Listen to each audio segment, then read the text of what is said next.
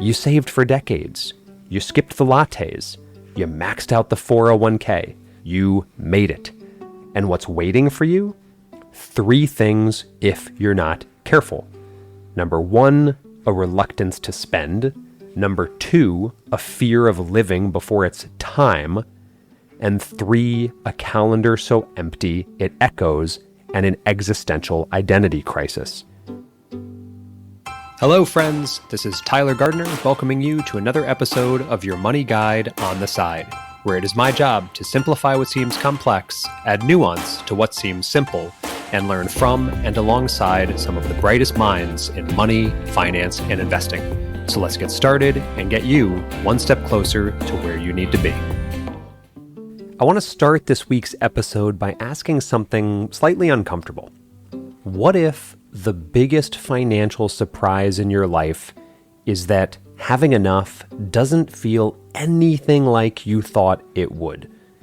What if, like American writer David Foster Wallace, you publish that masterpiece and within weeks fall deeper into a depression, asking, well, now what? Or what if, like professional golfer Scottie Scheffler, you train your entire life to be excellent at a sport, so excellent, in fact, that you win a tournament like the Masters, and within a few hours, you're sitting there wondering, what am I cooking for dinner tonight for my family? This week, I'm focusing specifically on the idea that, and yes, I'm assuming a little bit here, we all want more money in some way, shape, or form. Some of us might have a specific number for what we want to see in that retirement account. Others might be fighting throughout their lives to make 6 figures, and others might not have even named their enough, but are aspiring towards the same idea of completeness and fulfillment based on how much money we make or how much money we've managed to keep. But what if we're putting the cart before the horse? What if we've been told our entire lives to want more before figuring out what the heck we'd actually do with our lives once we got to that point? What if you save diligently, hit your goals, retire responsibly, and still feel like the main character in a movie that forgot to write the second half of the script? That's what this week's episode is about. We will unpack the personal finance stories hiding behind Monte Carlo scenarios and try to make sense of money without needing a PhD, a trust fund, or a laminated Dave Ramsey envelope system. Today, we're tackling a question that almost no one wants to admit they're asking. What happens when you make it and it still doesn't feel like enough? This episode is about the regrets I've seen up close in people who've checked all the financial boxes and still feel vaguely like something's missing. We're not talking about blowing your 401k on a yacht or realizing too late that you probably should have invested in Apple instead of vintage Beanie Babies. We're talking about the quieter letdowns, the emotional hangover that hits after we achieve that number in the bank account we believed would somehow offer us peace of mind. And hey, if any part of today's episode resonates with you, I'd love it if you'd leave a review on Apple Podcasts or share the episode with a friend. For those who already have done either or both, thank you. It means the world to me that this show is growing and you're the ones that make that happen. And frankly, it also lets me know that I'm not just talking into the financial void with nothing but my dog by my side and a half-used Moleskine for company. And if you want to go one step further, or if you're so bored of my rambling and wish I'd just sum it all up for you in 3 quick bullet points, well, I do. I send out a free weekly newsletter with 3 simple, powerful takeaways that build on each podcast episode. You can subscribe at tylergardner.com or search Social Cap Official on Substack. Think of it as the follow-up you won't forget to open. Hopefully. All right, let's begin with the first hard truth and one of the first biggest regrets I see. Regret number 1, savers who can't spend, aka the curse of the responsible adult. There's a very specific kind of person I connect with again and again in this line of work. They have excellent dental hygiene, own multiple fleeces, and think going out to dinner is something you do after checking the coupon drawer. These are the savers. Salt of the earth, budget-loving, debt-avoiding savers. The kind of people who will drive across town to save 8 cents on bananas, even though they spent more than that in gas to get there. The kind of people who proudly brag, "We've never paid a dime in credit card interest," and say it with the exact same energy someone else might use to announce they just cured Lyme disease. These are the people who have, according to the traditional playbook, done everything right. They maxed out the 401k, they avoided financial scams, they politely declined annuities from guys named Carl, and did I mention they floss? I told you they have excellent dental hygiene. And now, well, now they've arrived. The mortgage is paid. The nest egg is, well, egged. Their financial advisor says you're all set and you have a 99.7% chance of being okay, whatever the heck that means. And what do? Nothing. Because for some reason, they can't spend the money. They won't even look at the money. They treat their brokerage account like a mysterious haunted attic, something you know exists, but don't dare go into because it's probably full of spiders and emotionally complicated candlesticks. I once worked with a couple worth just under $6 million. They flew economy regularly, stayed in motels that smelled like mildew and broken dreams, and split entrees at dinner because portions are huge. But they were lovely people, thoughtful, kind, generous in spirit. But ask them to spend $500 on themselves, and you'd think I'd suggested they light their grandchildren's inheritance on fire. The problem wasn't them, per se. It was that they weren't ever taught to enjoy their wealth. They were preserving it like jam or old war medals.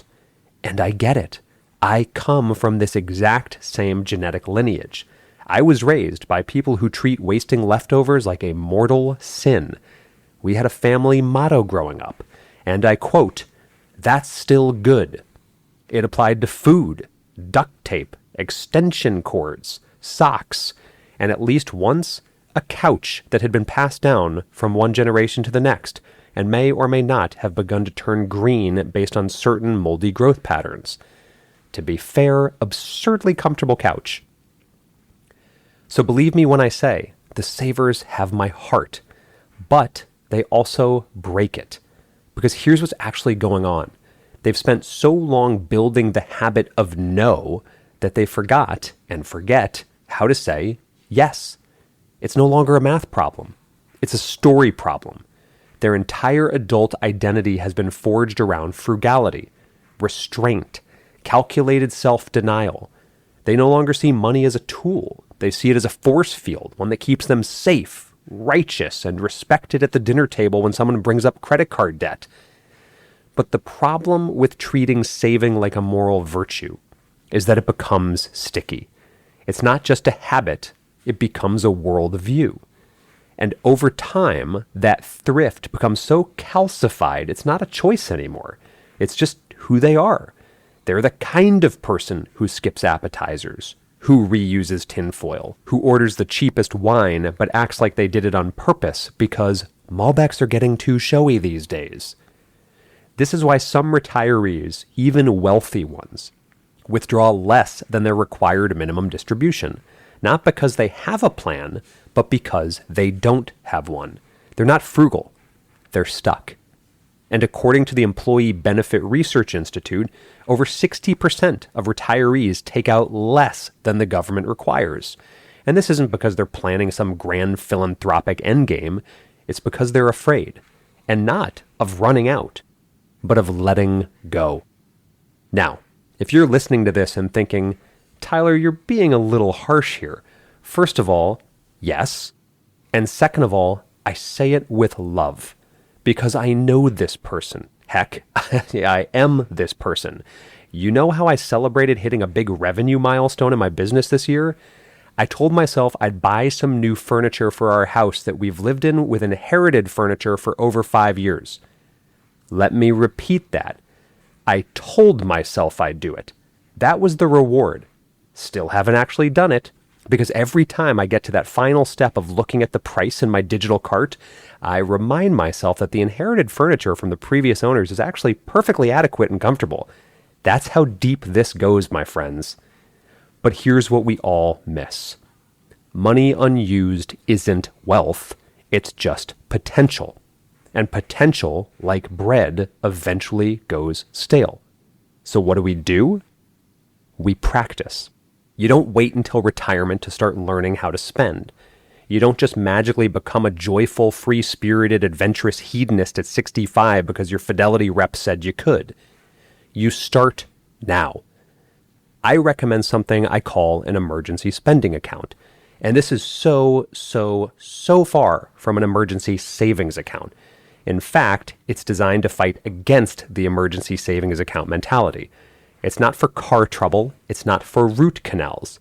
It is for fulfillment and for practice, for building the muscles of actually using money in service of your values before your body becomes a value menu of creaks and regrets.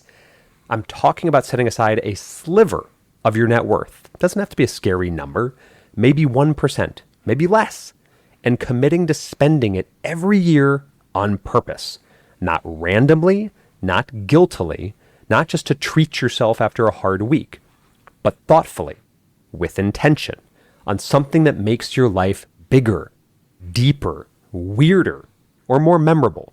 For me, that might be a couch that didn't belong to the previous owners of our house. Take your kid to Japan. Buy the camera you've talked yourself out of for 7 years running. Go to that Michelin-starred restaurant and don't pretend to understand the menu. Just enjoy the absurdity of paying $38 for one single romaine heart. Because if you've never practiced spending in alignment with your values, retirement will feel less like freedom and more like house arrest, maybe with better lighting.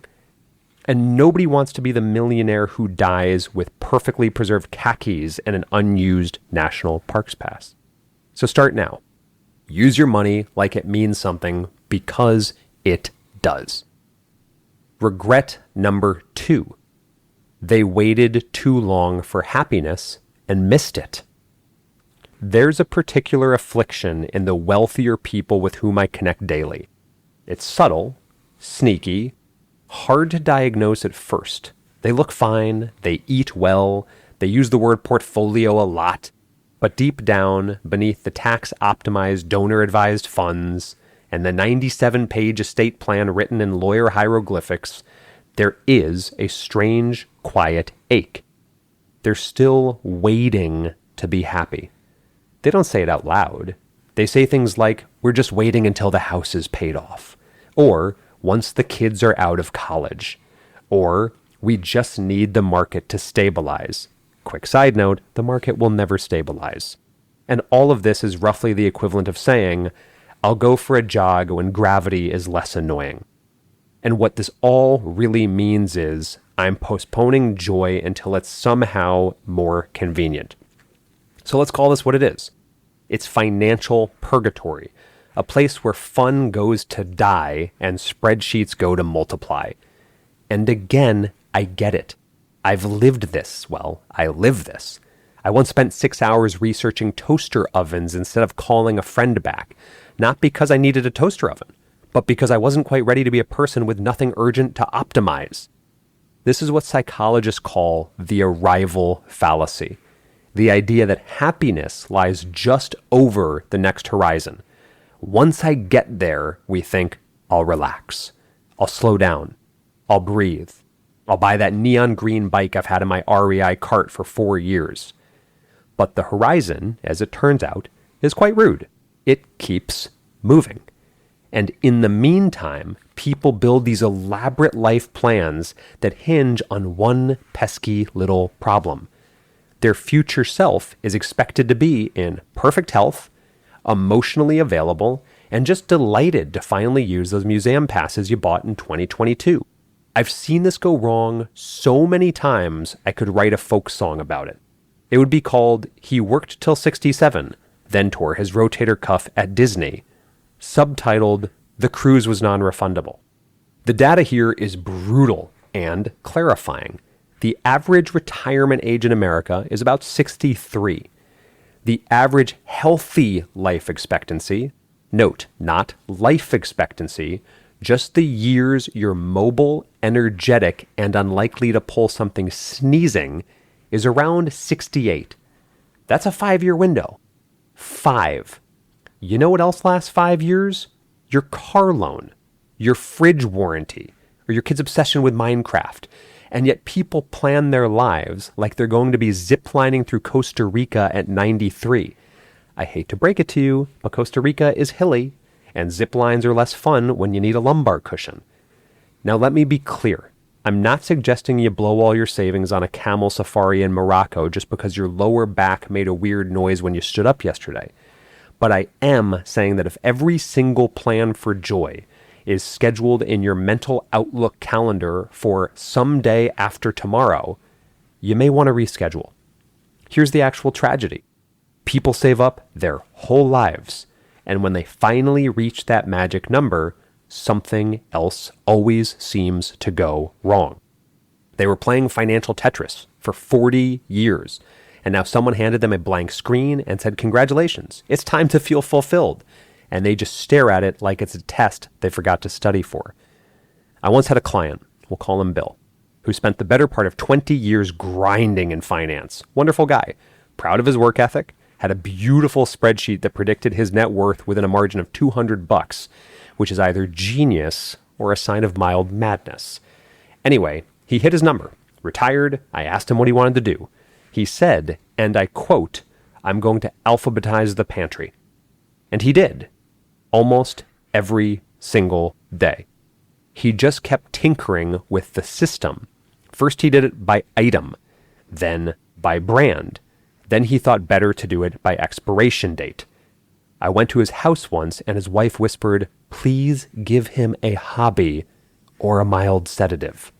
This is what happens when you spend your entire adult life waiting for later to begin. You reach it and have no idea what to do, or you can no longer do it based on your mobility or mental clarity, or lack thereof. It's the Clark Griswold problem. He gets the family all the way to Wally World, only to find it's closed. And then you realize maybe it was never about the destination after all. So what's the solution? Honestly, once again, commit to spending what now I'll call some weird money. I only call it weird because we spend most of our lives finding reasons and creating excuses not to spend this money. So you should take your daughter to Paris instead of buying her another round of emotionally charged holiday sweaters. Fly your dad to the Red Sox in person instead of watching the same game with 11 seconds of lag over FaceTime. Or sign up for that writing class, pottery class, improv class. Yes, it'll cost $400 and no, it won't cash flow. But maybe it will unlock a part of you that's been curled up in the fetal position since 2006. We need to stop treating joy like a suspicious line item on our financial plan. Because if you wait too long, you won't just lose time. You'll lose the actual ability to enjoy what you've told yourself you're going to enjoy. And even if you're in good health, others that you love and wanted to share these moments with might not be. So don't get too used to waiting and used to postponing. Because if you do, all those dreams that were right around the corner are now blocked by a mobility scooter and a bad shoulder. Here's a quick new guideline for you to use starting today. If it's something you deeply regret not doing and you can afford it without sacrificing your future, do it now. Not next quarter, not after we reallocate, now. Because the real goal isn't just to retire early or build generational wealth or reach some abstract version of enough. It's to have stories. And stories do not come from balance sheets. They come from moments that surprise you, challenge you, and crack you open in a good way. So go make one before your knees start making that clicking noise that alarms your dog.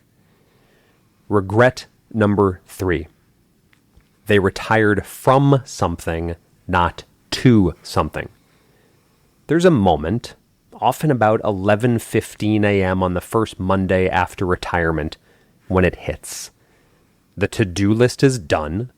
The inbox is empty. Heck, you might not even have an inbox anymore because you got kicked off company email. You've already cleaned the lint trap and eaten the emergency biscotti your neighbor gave you in 2016. And now you're just, well, sitting there in stretchy pants, watching an ad for reverse mortgages and wondering if you've made a huge mistake. That feeling, it's not just boredom. It's the existential hangover of having no idea what you are or who you are without your calendar and your colleagues. Because for years, decades even, your time was structured. You had meetings, reports, Monday bagels that were never actually good but gave you reason to speak to Kyle from accounting. You were somebody doing something. And then, poof, it's gone. Like the free office coffee you used to complain about, but now miss with a strange hollow ache. It's like being dumped by your schedule. And the problem is no one tells you this is coming. The retirement pamphlets all show a couple kayaking in matching vests, grinning like retirement is a Cialis ad. But what they don't show is what happens when the kayaking is over, and you're just two slightly damp people with no plan and too many hummus options in the fridge. Here's what I've seen after 2 decades of connecting with people about money. People assume that retirement is the destination, but it's really a massive blank page, and most folks never learned how to plan for filling that page beyond a 3-week tour of Italy. Instead, they spend their first year of freedom alphabetizing spices, wandering the aisles of Home Depot, or signing up for adult ed classes they have no business being in. Now, don't get me wrong. I'm all for learning new things in retirement. But if your retirement plan can be summarized as maybe I'll finally read Infinite Jest, I'd like to politely recommend a backup plan. Though, to be fair, I'd also recommend reading Infinite Jest so you're reminded to stay away from spending the next 20 years watching Netflix. Know that retirement is not a vacation. It's not even a sabbatical. It is an identity transplant. You are no longer the teacher, the VP, the small business owner, the dentist with the waiting list. And most folks don't even care that you once were. Congratulations, you have officially lost that social clout that once clouded. Now, you're just Carl. And Carl needs a reason to wake up that's not just, today's the day I finally fixed the drawer that squeaks. Study after study confirms the following. Retirees without purpose experience steeper cognitive decline, higher rates of depression, increased feelings of loneliness and regret, all because the one thing no one taught them to solve for was meaning in the absence of chasing work and money. And this isn't just about older retirees. I've had 30-somethings who took sabbaticals after tech windfalls text me 6 weeks later like, hey, is it normal to cry in the cereal aisle? Yes, Derek, it is. I do it daily. You need to know this. Purpose is portable, but you do have to pack it before you leave the office. If you don't believe me, just talk to anyone who tried to retire early and ended up back at work 18 months later. Not because they needed the money, because they needed a reason to change out of sweatpants before noon. Take a former client of mine, we'll call her Barbara. She sold her business at 62, a wildly successful exit by anyone's standards. The kind of payday you imagine might come with a confetti cannon and a permanent smug expression. 6 months later, she called me with an odd tone of panic. I bought a boat, she said. Oh, congrats, I replied. I hate boats, she said. Huh? I hate boats. I just needed something to do, and some of my neighbors have boats. Now, I'm not anti-boat. I'm anti-accidental boat. I'm anti-people mistaking a purchase for a purpose. So if you're 5 years out from retirement, or 5 weeks, ask yourself not just how much money you'll have, but how you'll spend your attention. Because attention is currency. It's the thing that makes you feel real, seen, useful. And once the meetings are gone and nobody cares what you think about quarterly projections anymore, You need something else that makes your eyes light up. Volunteer, mentor, build furniture badly, write postcards to voters, or join a trivia team and get irrationally competitive about 80s sitcoms. It doesn't have to be noble. It just has to be yours. Because if you don't retire to something, you'll feel like you disappeared the day you stopped getting reply all emails about sandwich orders. Let me leave you with this. In the world's longest study of adult happiness, the Harvard study of adult development, do you know what predicted fulfillment in later life? It wasn't money. It wasn't achievements. It wasn't even your cholesterol. It was relationships, purpose, and feeling useful.